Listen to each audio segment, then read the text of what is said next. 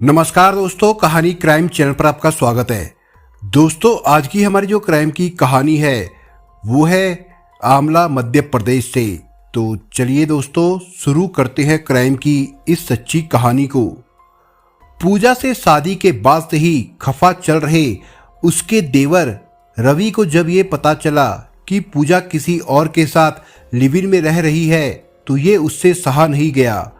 बड़े भाई मोहन की मौत के बाद उसका सारा पैसा भी उसकी भाभी पूजा ही ले गई थी।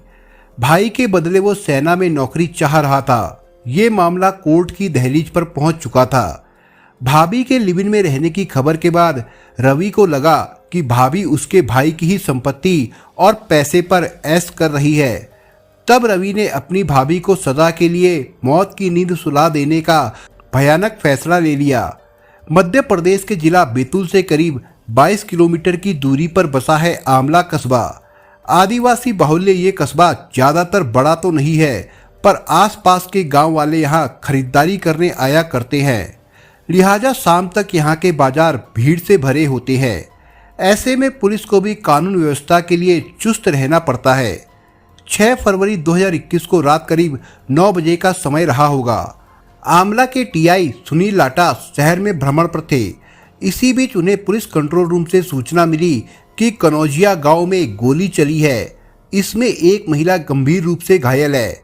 सूचना मिलते ही टीआई कनौजिया गांव पहुंचे। इस इलाके में गोली चलने की वारदात अमूमन कम ही होती है। बहरहाल टीआई ने इस घटना की जानकारी एसपी सिमाला प्रसाद को दी। साथ ही एसडीपीओ मूलताई नम्रता सोंदिया समेत फॉरेंसिक टीम के सदस्यों को दी और वो तत्काल कुछ पुलिस कर्मियों को लेकर घटना स्थल पर पहुंच गए। आमला से कनौजिया की दूरी करीब 5 किलोमीटर है, लिहाजा पुलिस को यहां पहुंचने में ज़्यादा समय नहीं लगा। पुलिस जब घटना स्थल पर पहुंची तब तक भीड़ काफ़ी जमा हो चुकी थी। कनौजिया गांव के जिस मकान में गोली चलने की घटना हुई थी वहां करीब 4-5 कमरे थे। पहले कमरे में बेड पर खून से लथपथ एक 27-28 साल की युवती का शव पड़ा था। पास में ही उसका मोबाइल पड़ा था। पुलिस ने अनुमान लगाया कि घटना के समय युवती मोबाइल पर बात कर रही होगी। टीआई सुनील लाटा अभी मौका मुआयना कर ही रहे थे कि इतने में एसडीपीओ नम्रता सोंदिया भी मौके पर आ गई। इसके बाद एसपी सिमाला प्रसाद भी वहां पर पहुंच गए। पूछताछ में पता चला कि मृतका का नाम पूजा है और वो बोखड़ी कस्बे की रहने वाली थी। सुबह ही वो अपनी मां के पास कनौजिया आई थी। पुलिस ने यहाँ लोगों से प्रारंभिक पूछताछ भी की, पर वे कुछ बताने की स्थिति में नहीं थे। उनका कहना था कि कौन आया, किसने पूजा को गोली मारी, उन्हें कुछ पता नहीं चला। वे तो गोली चलने की आवाज़ के बाद अपने घरों से बाहर आए थे। पूजा की हत्या की वजह पुलिस को भी समझ नहीं आ रही थी। पुलिस समझ नहीं पा रही थी कि मायके में आने के बाद उसकी हत्या किसने की। एफएसएल टीम द्वारा जांच करने के बाद पुलिस ने शव को पोस्टमार्टम के लिए भेज दिया। पुलिस ने इसके बाद पूजा के मायके वालों से पूछताछ की तो पूजा के भाई ने बहन पूजा की हत्या का संदेह उसके देवर रवि और सुरेश पर जताया। इधर पुलिस को जांच में यह भी पता चला कि पूजा किसी के साथ लिव इन रिलेशन में रह रही थी। बहरहाल सारी जानकारी जुटाने के बाद टीआई सुनील लाटा आमला लौट आए। उनके सामने जिन लोगों के नाम संदेह के तौर पर सामने आए थे उन पर नज़र रखने के लिए उन्होंने कुछ पुलिस कर्मियों को लगा दिया। पुलिस को अपनी जांच में ये भी पता चला कि अपनी ससुराल वालों से के रिश्ते ठीक नहीं थे, लिहाजा उन्होंने जांच का रुख ससुराल वालों की तरफ मोड़ लिया। इस बीच टीआई सुनील लाटा को खबर मिली कि पूजा का देवर रवि घटना से कुछ दिनों से गाँव बोड़खी में ही देखा गया था, पर घटना के बाद से वो गायब है। पुलिस ने अब अपना ध्यान रवि की ओर लगा दिया। पुलिस की जांच आगे बढ़ी तो ये भी पता चला कि रवि का अपनी भाभी पूजा से काफ़ी समय से झगड़ा चल रहा था। जब से उसने रवि के बड़े भाई मोहन से शादी की थी तब से ससुराल वाले उससे नाराज चल रहे थे, जिससे वो शादी के बाद से ही ससुराल वालों से अलग पति के साथ रह रही थी। वो भी उससे खुश नहीं थे। पुलिस ने पूजा की सास और जेठ से भी पूछताछ की। उन्होंने बताया कि पूजा उनसे अलग रहती थी, लिहाजा उन्होंने भी उससे रिश्ता लगभग खत्म कर रखा था। इस मामले में पता चला कि सुनीता नाम की युवती से मृतका के देवर की मित्रता थी। पुलिस ने सुनीता के बारे में पता किया तो जानकारी मिली कि उसका रवि से मिलना जुलना था। पुलिस ने सुनीता से पूछताछ की और उसकी सीडीआर निकलवाई तो पता चला कि घटना वाले दिन कई बार उसकी रवि के साथ बात हुई थी। सुनीता से जब पुलिस ने थोड़ी सख्ती से पूछताछ की तो उसने बताया कि रवि अक्सर उससे पूजा के बारे में पूछा करता था, तब वो उसे पूजा की लोकेशन बता देती थी। सुनीता ने पुलिस को बताया कि अब रवि कहाँ है, इस बारे में उसे कुछ भी पता नहीं है। रवि का मोबाइल फोन भी बंद था। पुलिस ने अपने मुखबिरों को लगातार इस मामले में नजर रखने को कहा था। इसका परिणाम ये हुआ कि पुलिस को जानकारी मिली कि रवि भोपाल में है।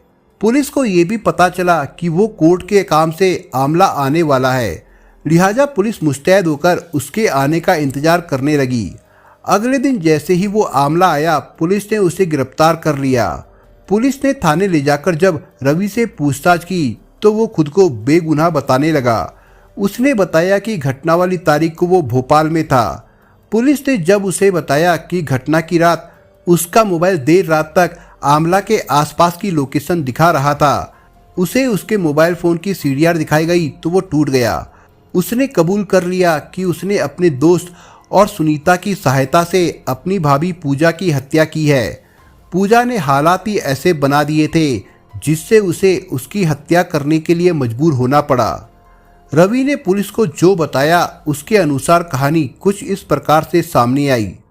बैतूल जिले के आमला गांव के समीप बोडखी में रहने वाले आर.के. सिंह के 3 बेटों में सबसे बड़ा मोहन सिंह था। इंटरमीडिएट की पढ़ाई करने के बाद मोहन सेना में भर्ती हो गया था। नौकरी से छुट्टी मिलने पर जब वो घर आता तो कनौजिया में रहने वाले अपने मामा के यहाँ भी जाता था। उसके मामा की बेटी पूजा उस समय जवानी की दहलीज पर कदम रख रही थी और महज 17 साल की थी। इधर मोहन 27 साल की उम्र छू रहा था, पर सेना में होने की वजह से उसका बदन गठीला था और सेना में होने का रौब तो उस पर था ही। इसी दौरान पूजा से उसे प्यार हो गया। दोनों ही एक दूसरे को दिलो जान से चाहने लगे। रिश्ते में पूजा मोहन की ममेरी बहन थी, पर इसके बाद भी दोनों रिश्तों की मर्यादा भूल गए और प्यार की पींगे बढ़ाने लगे। जब इस बात की भनक मोहन के घर वालों को लगी तो वे उस पर नाराज हो गए। उनको कतई गवारा नहीं था कि उनका बेटा ऐसी युवती से प्रेम करे जो उसके सगे रिश्ते में आती हो। वे मोहन का रिश्ता कहीं दूसरी जगह करने की योजना बना रहे थे। उन्होंने मोहन को काफ़ी समझाया पर वो नहीं माना। मोहन ने घरवालों के विरोध की परवाह नहीं की और पूजा से मिलना जारी रखा। पूजा भी उसके प्यार में दीवानी थी, लिहाजा उसने नज़दीकी रिश्ते से ज़्यादा अपने प्यार को अहमियत दी। नतीजा ये हुआ कि घरवालों के विरोध के बावजूद मोहन और पूजा ने शादी का फैसला कर लिया और घरवालों के विरोध के बावजूद उन्होंने शादी कर ली। शादी चूंकि मोहन ने घरवालों के विरोध के बावजूद की थी, लिहाजा शादी के बाद वो घर से अलग हो गया और बोखड़ी में ही अलग मकान लेकर रहने लगा। समय अपनी गति से बीतता रहा। कुछ समय बाद पूजा एक बेटे की मां बन गई। बात 2013 के आसपास की है। मोहन की संदिग्ध परिस्थितियों में मौत हो गई। उसे जहर कैसे दिया गया इस बात का खुलासा तो नहीं हो पाया, पर कहा यह जाता है कि मोहन अपने घरवालों के व्यवहार से दुखी था और घरवालों ने उसे स्वीकार नहीं किया तो उसने ये कदम उठा लिया है। मोहन की मौत के बाद उसकी सारी संपत्ति की वारिस उसकी पत्नी पूजा बन गई। मोहन के घरवाले पूजा को पहले ही नापसंद करते थे। उन्होंने इस शादी को भी मान्यता नहीं दी थी, लिहाजा वे इसके खिलाफ हो गए कि पूजा को उसकी संपत्ति में से कुछ नहीं मिले, पर उनके चाहने से कुछ नहीं हुआ। सेना ने पूजा को उसकी पत्नी मानते हुए उसकी मौत के बाद उसके सारे पैसे दे दिए। बताया जाता है कि पूजा को मोहन की मौत के बाद करीब 30 लाख रुपए मिले थे। मोहन का भाई रवि इसे अपनी संपत्ति मान रहा था और उसका मानना था कि इससे उसके घरवालों को काफ़ी नुकसान उठाना पड़ रहा है। उसने सेना मुख्यालय में भी पत्र लिखकर इस धनराशि में अपना अधिकार बताया। रवि ने कहा कि मोहन का पूजा के साथ कभी विवाह हुआ ही नहीं था। दोनों भाई बहन थे, लिहाजा उसकी संपत्ति पर घर वालों का अधिकार है।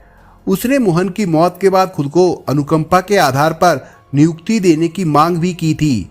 जब ये बात नहीं बनी तो वो कोर्ट चला गया। कोर्ट में इस मामले की सुनवाई अभी जारी थी। अब बात करते हैं हत्या के कारणों की। बड़े भाई मोहन की मौत के बाद रवि भोपाल आ गया और यहाँ एक कंपनी में मोटरसाइकिल राइडर बन गया। वह कंपनी के निर्देश पर लोगों को लाने और छोड़ने का काम करने लगा। इस दौरान वो जब भी गांव जाता तो पूजा के शानो शौकत भरे खर्चे देखकर उसे बहुत पीड़ा होती थी। उसे लगता था कि उसका परिवार आर्थिक दिक्कत झेल रहा है और पूजा उसके भाई की मौत के बाद मिले पैसों से ऐश कर रही है। कुछ दिनों बाद रवि को पता चला कि पूजा किसी और व्यक्ति के साथ लिव इन में रहने लगी है, तो उसे और बुरा लगा। उसे लगा कि अब तो पूजा की संपत्ति उसे कभी नहीं मिलेगी। लाखों के लालच में उसने पूजा को मारने का फैसला कर लिया। इसके लिए उसने सुनीता को अपने विश्वास में लिया और उससे दोस्ती कर ली। सुनीता को उसने ये जिम्मेदारी दी कि पूजा की हर गतिविधि पर नजर रखे और उसकी हर गतिविधि को उसे फोन द्वारा जानकारी देते रहे। 6 फरवरी 2021 को पूजा अपनी मां के यहां आई हुई थी। सुनीता ने इसकी जानकारी फोन पर रवि को दे दी। रवि को लगा कि अच्छा मौका है। शाम के समय वैसे भी गांव में अंधेरा छा जाता है और अधिकांश लोग अपने घरों में कैद हो जाते हैं। ऐसे में पूजा की हत्या करना आसान काम होगा। उसने अपने एक मित्र से एक तमंचे का जुगाड़ किया और शाम को मोटरसाइकिल से सीधा कनौजिया गांव पहुंचा और पूजा के घर के सामने जाकर खड़ा हो गया। वहां उस समय कुछ लोग उसे दिखे और घर का दरवाजा भी बाहर से बंद था, लिहाजा वो घर के पीछे गया। वहां पूजा की दादी बर्तन साफ कर रही थी। बूढ़ी होने की वजह से उन्हें कम दिखाई और कम सुनाई देता था। उन्हें चकमा देकर वो पीछे के दरवाजे से अंदर घुस गया। पूजा कमरे में किसी से फोन पर बात कर रही थी। रवि ने बिना समय गंवाए उस पर गोली चला दी। गोली लगते ही पूजा ढेर हो गई। उधर अपना काम करने के बाद रवि पीछे के दरवाजे से फरार हो गया। उसी रात वो मोटरसाइकिल से भोपाल आ गया। कोर्ट के काम से उसे फिर आमला जाना पड़ा। हालांकि वो 2 दिन में निश्चिंत हो चुका था कि उसे किसी ने नहीं देखा होगा, इस वजह से वो पकड़ा नहीं जाएगा। लेकिन कहते हैं ना कि जुर्म कहीं ना कहीं अपने निशान छोड़ ही जाता है। रवि के साथ भी यही हुआ। पुलिस ने कड़ी से कड़ी जोड़ी तो उसका जुर्म सामने आ गया। पुलिस ने रवि और सुनीता से पूछताछ के बाद उन्हें गिरफ्तार करके कोर्ट में पेश किया, जहां से दोनों को ही जेल भेज दिया गया था और फिलहाल दोनों के दोनों अभी जेल में ही बंद थे। उनकी जमानतें नहीं हुई थी। दोस्तों, इस कहानी के बारे में आपके विचार क्या है, हमें कमेंट बॉक्स में जरूर बताएं। और दोस्तों, अगर आपको हमारा काम पसंद आया हो तो वीडियो को लाइक शेयर जरूर करिए। और अगर आपने अभी तक चैनल को सब्सक्राइब नहीं किया हो तो जाने से पहले चैनल को सब्सक्राइब जरूर करिए। दोस्तों, धन्यवाद।